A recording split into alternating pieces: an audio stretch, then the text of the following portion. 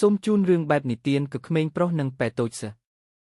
នៅស្រឡាយភូមិល្អស្ងប់មួយមានក្មេងប្រុសឈ្មោះតានរស់នៅជាមួយម៉ែតូចនិងប៉េសតូចមួយឈ្មោះសុនរៀងរាល់ព្រឹកតាននាំសុនទៅលេងចំការរុក្ខជាតិត្រជាក់ត្រជុំដោយខ្យល់ស្រទន់ហើយសំឡេងចាប់តូចក៏រំលឹកដល់ភ្លេងធម្មជាតិ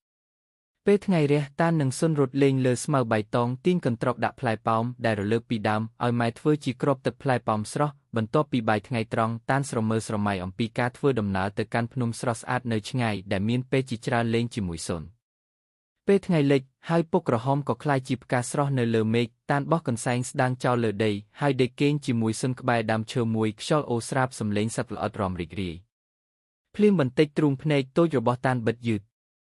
ហើយក៏គេងលក់បន្តិចមួយបែបសុខស្រួលក្នុងសុបិនដ៏ស្រស់ស្អាតអរគុណសម្រាប់ការសន្តាប់ទាំងអស់គ្នាបើមានលើសលួសត្រង់ណាគុំប្រកាន់អីគ្រាន់តែនិទានបែបប្រឌិតប៉ុណ្ណោះចំណងជើងការផ្សងព្រេងរបស់សត្វមូសម៉ុងនិងម៉ែតក្នុងព្រៃអាតកំបាំងមានសត្វមូសពីរក្បាលឈ្មោះម៉ុងនិងម៉ែតជាមិត្តរស់រាយរាក់ទាក់នៅក្នុងព្រៃជ្រៅពួកវាស្និទ្ធស្នាលគ្នាណាស់ហើយចូលចិត្តធ្វើដំណើរផ្សងព្រេងរកអាតកំបាំងនានាថ្ងៃមួយនៅព្រឹកព្រលឹមមើលទៅប្រលប់មានសំឡេងចម្លែកចេញពីចុងព្រៃម៉ែតម៉ុងចង់ទៅមើលសំឡេងអាតកំបាំងនោះទេមែនម៉ុងចង់ណាស់ប្រហែលជាអ្វីដែលមិនដែលមានសត្វណាចូលទៅដល់ទេ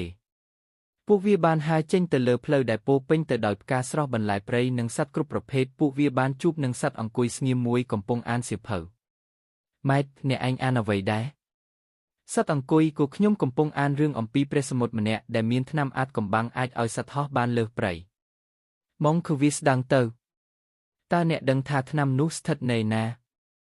សត្វអង្គុយគឺនៅក្រោមដើមឈើធំមួយដែលអភិរក្សដោយសត្វអណ្ដើកចាស់តែអ្នកត្រូវតែឆ្លើយចម្លើយ3សិនទើបបានចូលម៉ុងនិងម៉ែតចាប់ផ្ដើមដំណើរទៅរកដើមឈើនោះពួកវាឈឺជើងប៉ុន្តែចិត្តក្លាហានជុំវិញមានសត្វអភិរក្សធ្វើសំណួរសត្វអណ្ដើកតើអ្វីជារបស់សំខាន់ជាងគេនៅក្នុងការផ្សងព្រេងម៉ែតការរួមដំណើរជាមួយមិត្តភាពសត្វអណ្ដើកតើអ្វីធ្វើឲ្យសត្វតូចក្លាហានម៉ុងចិត្តដែលមិនខ្លាចអ្វីទេសត្វអណ្ដើកចុងក្រោយតើអ្វីនាំឲ្យមនុស្សឬសត្វរកឃើញអ្វីថ្មីម៉ែតនិងម៉ុងការសួរខ្លួនឯងជានិច្ចសត្វអណ្ដើកញញឹមហើយឲ្យពួកវាចូលទៅក្នុងសម័យប៉ុន្មានវិនាទីបន្ទាប់មកពួកវាបានឃើញថ្នាំអាតកំបាំងហើយម៉ែតយើងអាចហោះឆ្ងាយជាងមុនតែអ្វីដែលខ្ញុំសប្បាយជាងគេគឺការធ្វើដំណើរជាមួយអ្នកម៉ុងក្បាត់ការផ្សងព្រេងមិនមានន័យទេបើគ្មានមិត្តភាព